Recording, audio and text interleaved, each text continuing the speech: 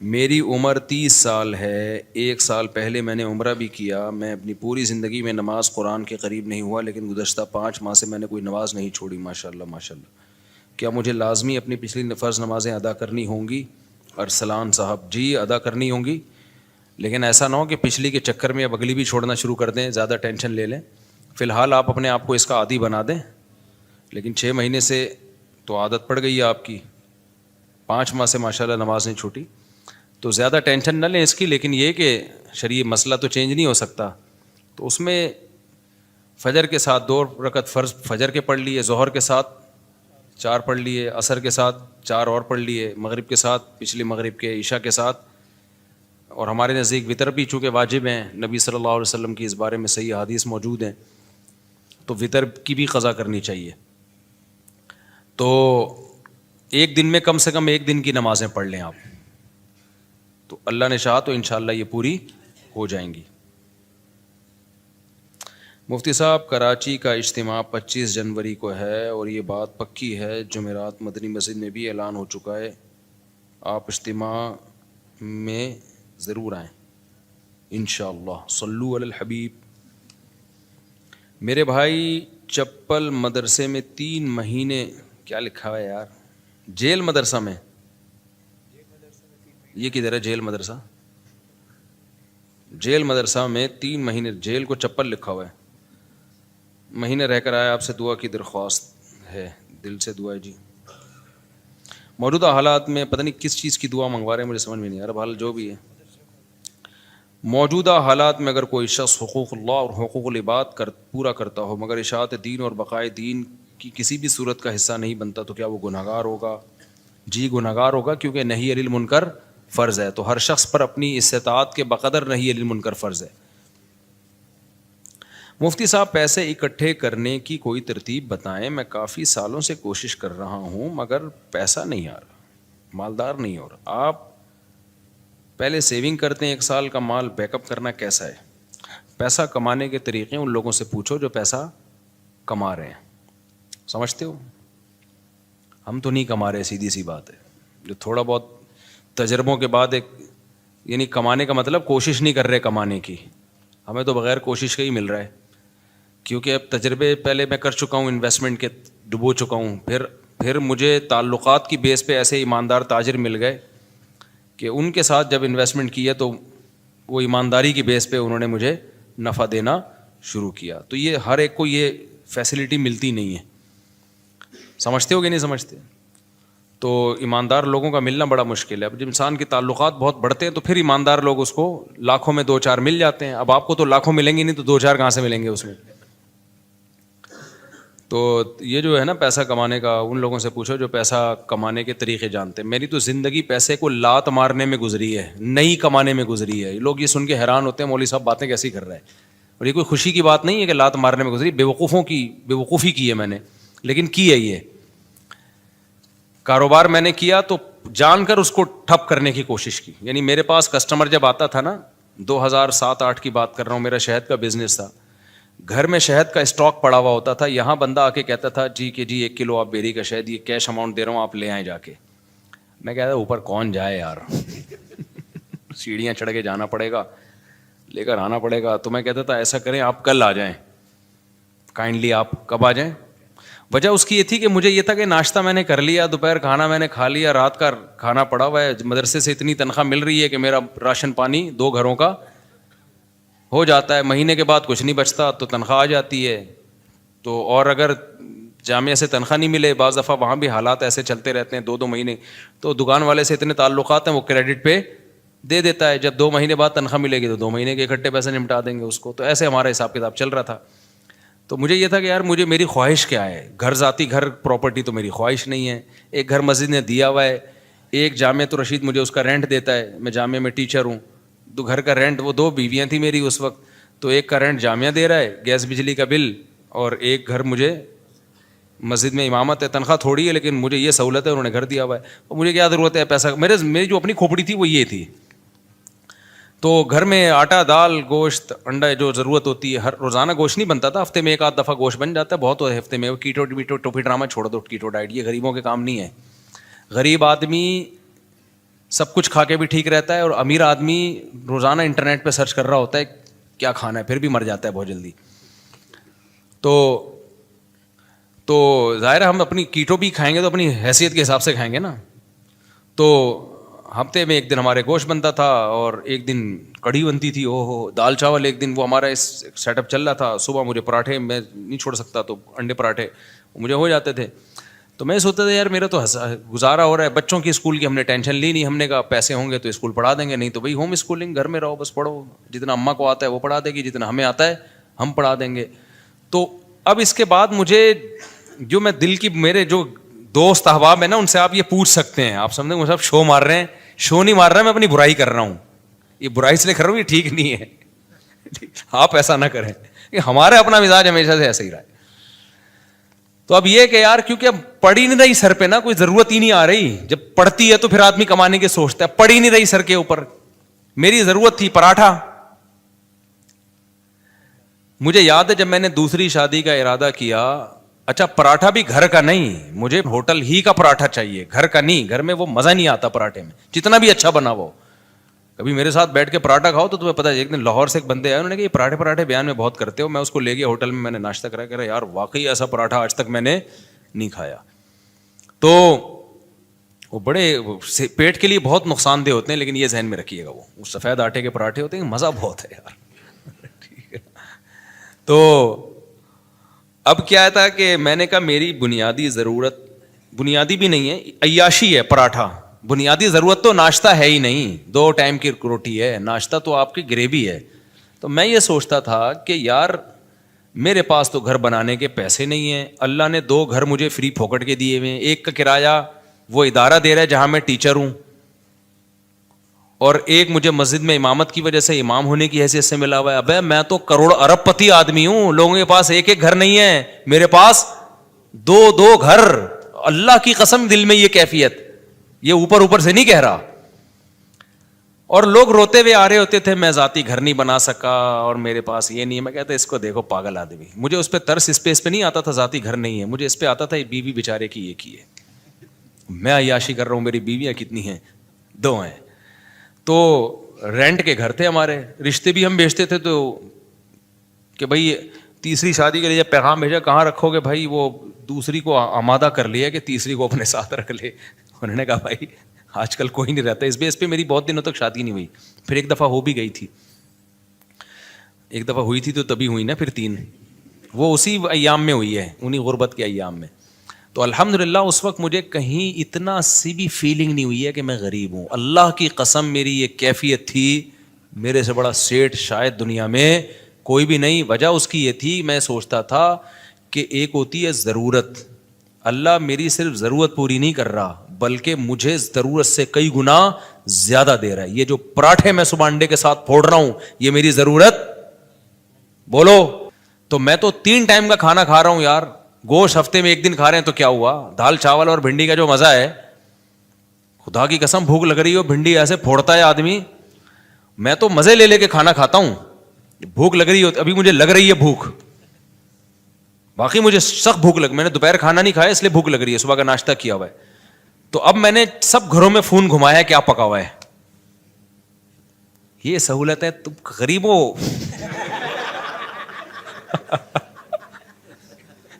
اب میرا تمہیں گالیاں دینے کا دل چاہ رہا ہے. ہم نے فوکس کیا شادیوں کو جو نیچرل ہے, تم فوکس کرتے ہو بحریہ ٹاؤن کو, گاڑیوں کو. یہ نیچرل تھوڑی ہے یار, جو نیچرل لذتیں ہیں وہ تو بیوی اور بچوں میں ہیں. سمجھتے ہو کہ نہیں سمجھتے؟ بیویاں ہونی چاہیے, بچے ہونے چاہیے, وہاں سے محبتیں ملتی ہیں. گاڑی بھی تو تھوڑے دن میں بھر جاتا ہے, پھر آدمی کہتے ہیں اس سے اونچی کی گاڑی, پھر اس کے بعد پھر بڑے بڑے لوگ گاڑیاں بیچ دیتے ہیں, اوبر میں جا رہے ہوتے ہیں. وہ یہ کھلونے ہیں تھوڑے دن کے دل بہلانے کے, ان سے دل بھر جاتا ہے. نہ بیویوں سے دل بھرتا ہے نہ بچوں سے دل بھرتا ہے. یہ تو نیچرل ہے نا, پراٹھے سے دل بھرتا ہے. کبھی روٹی سے دل بھرا کسی کا؟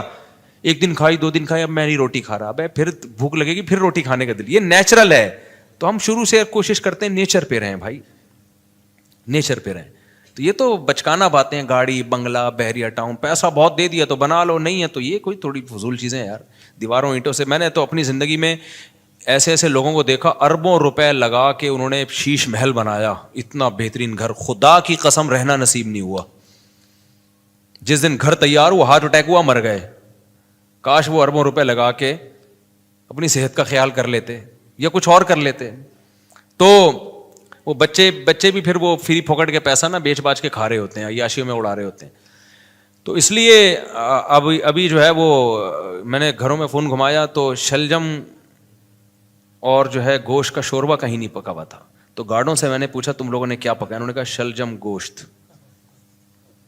میں نے کہا ہم آپ کے ساتھ کھانا کھائیں گے آج.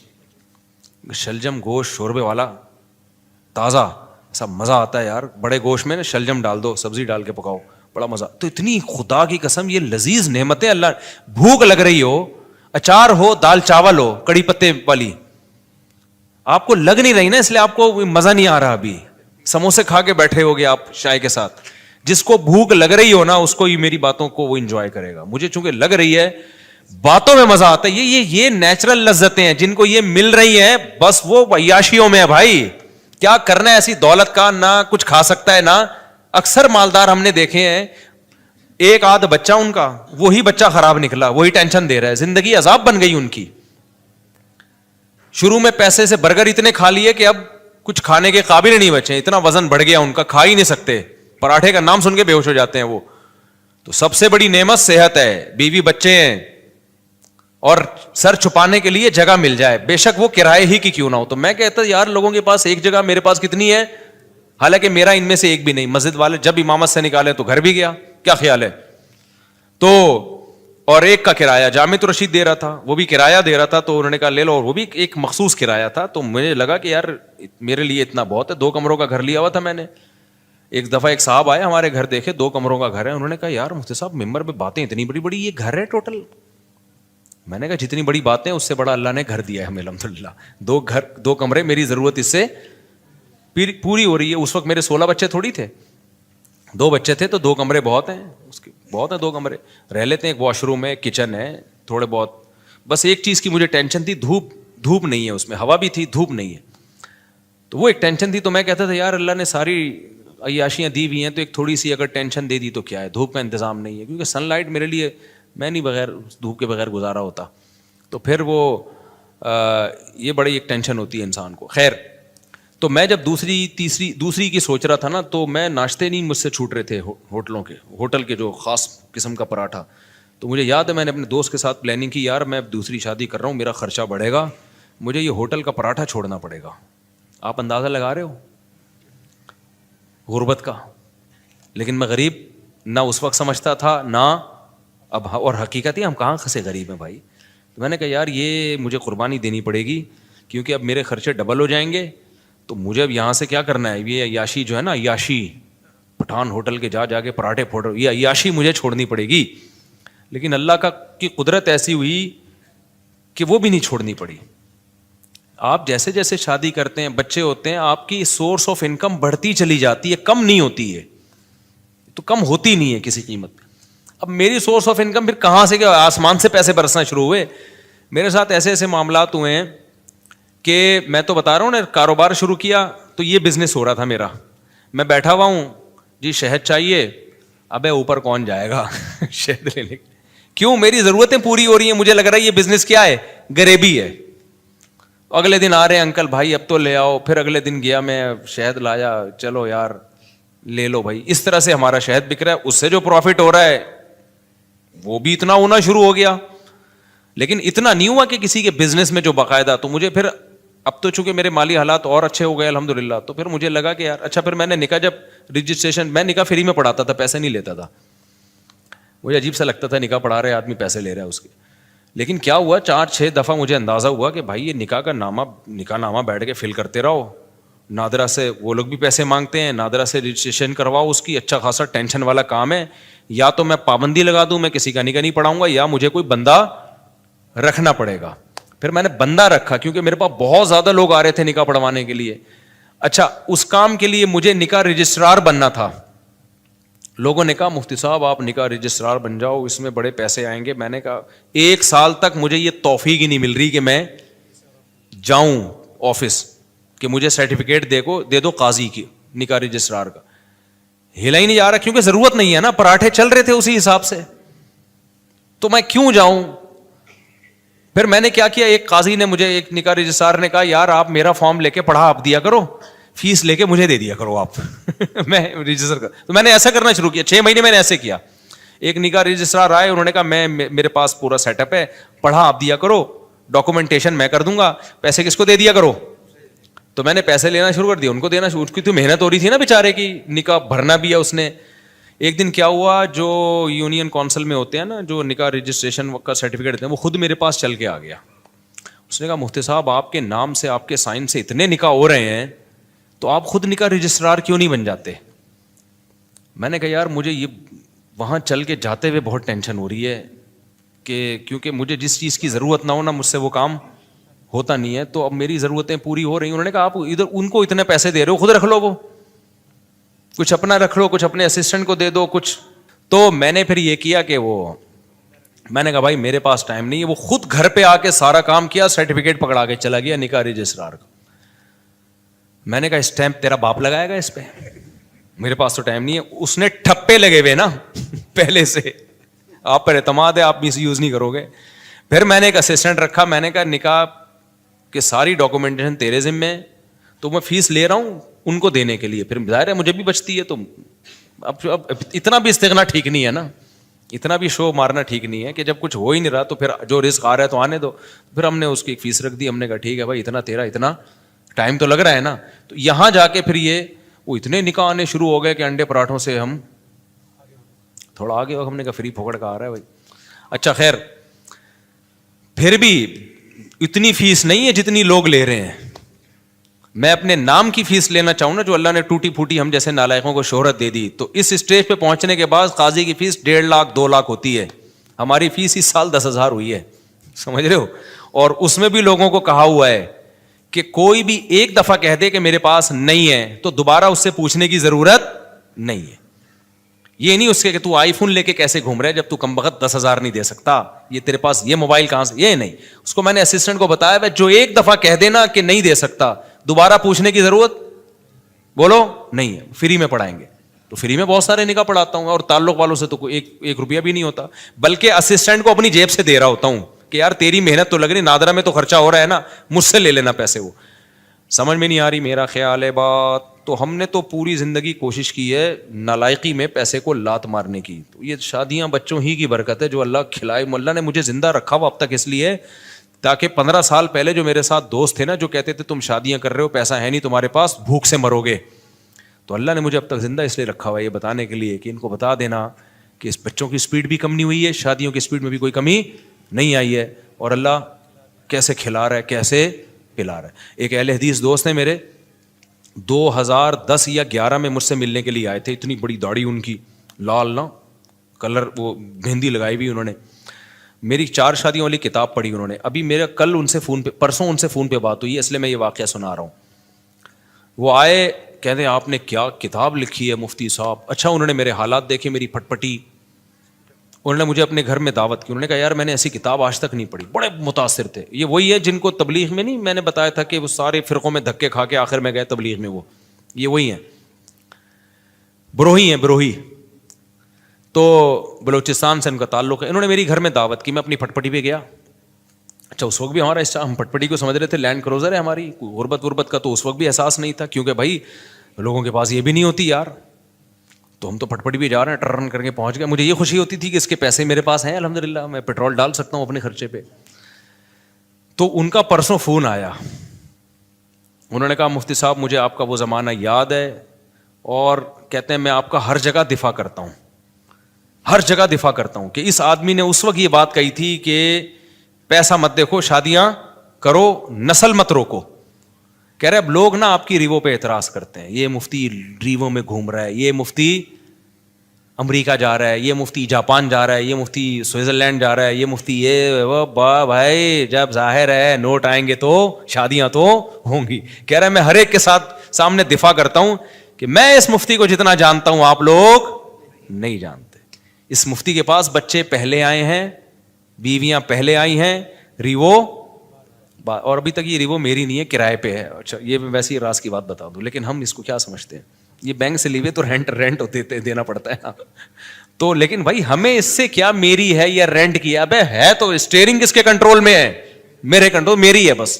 کرائے کا گھر ہے, اگر چابی اس کی میرے پاس ہے تو کس کا گھر ہے وہ؟ مالک مکان میری پرمیشن کے بغیر نہیں گھس سکتا گھر میں. آئے نا اگر بولو گے کیوں آ رہا ہے بھائی, تو میرا گھر ہے. تو اتنا کافی ہے میرا ہونے کے لیے, اس سے زیادہ کی ہوس مت کرو. پھر بہت پیسہ اللہ نے دے دیا تو ٹھیک ہے.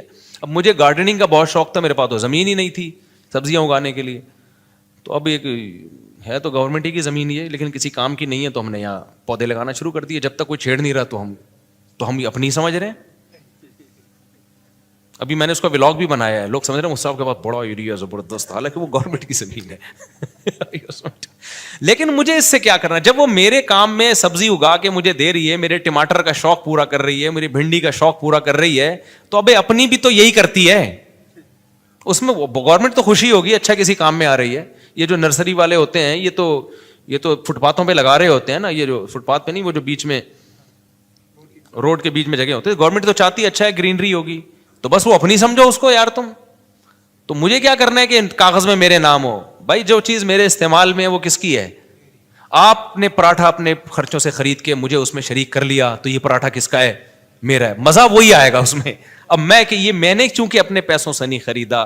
ابے تو بے وقوف آدمی ہے, تو کسی اور کے پیسوں سے اگر تو تجھے پراٹھا کھلا رہا ہے, اور تیرا دوست ہے, کوئی بھیکاری بن کے نہیں کھلا رہا, کوئی ایسا نہیں کو بعد میں تجھے تانے دے رہا ہو, تو تمہیں تو نوالا پیٹ میں جا رہا ہے نا, تمہاری تو بنیادی ضرورتیں پوری ہو رہی ہیں. اب تمہارے خرچے پہ ہو, کسی اور کے خرچے پہ ہو, تمہیں آم کھانے سے مطلب ہے, تمہیں پیڑ گننے سے مطلب نہیں ہونا چاہیے. تو میرے رب کے مجھ پر احسانات ہیں.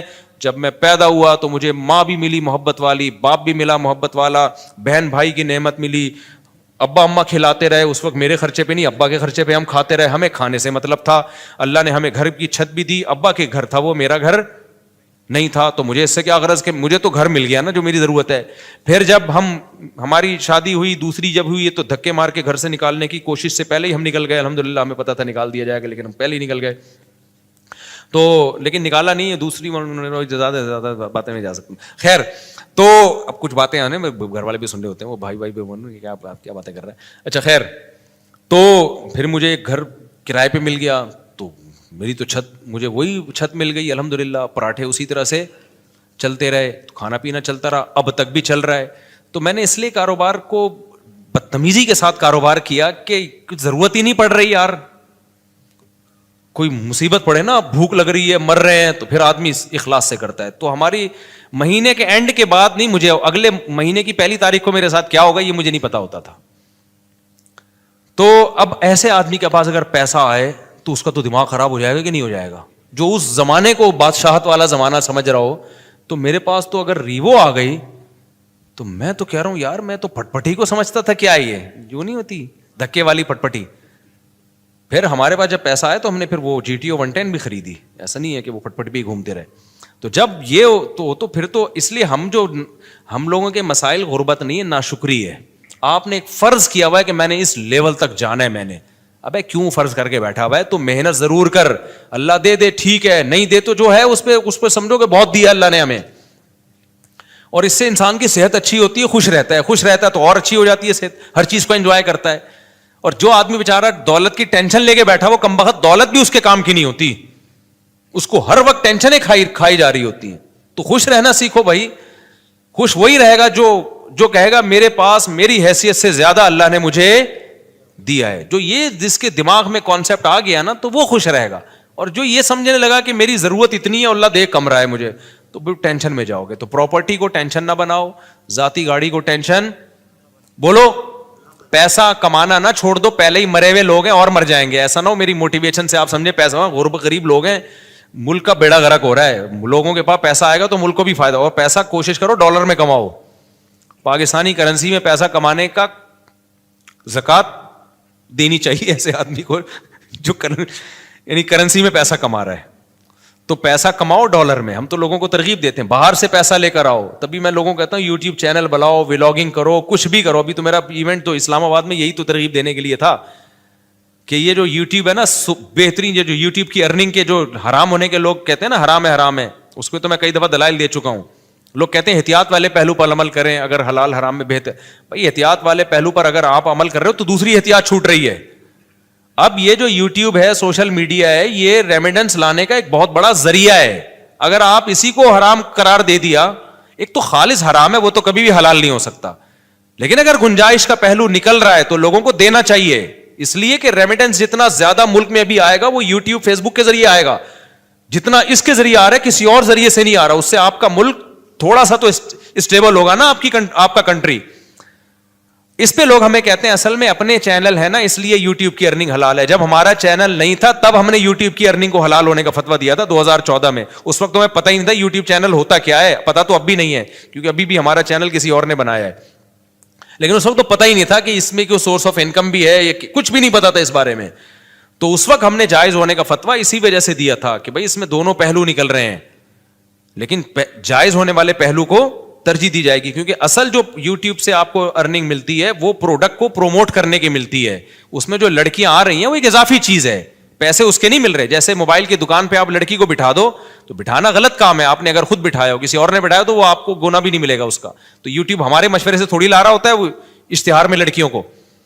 تو آپ نے اگر موبائل کی دکان پہ لڑکی بٹھا دی ہے تو لڑکی بٹھانا غلط عمل ہے, لیکن اس سے آپ کی ارننگ تھوڑی حرام ہو جائے گی, کیونکہ لڑکی دیکھنے کے پیسے تھوڑی لوگ دے رہے ہیں نا. آپ کو نہیں آ رہی سمجھ میں میرا خیال ہے. اب دیکھو آج کل لوگ کیا بڑی غیر اخلاقی حرکت کر رہے ہیں کہ ان کی دکان چل نہیں رہی ہوتی تو کسی حسینہ کو لا کے بٹھا دیتے ہیں موبائل شاپ پہ.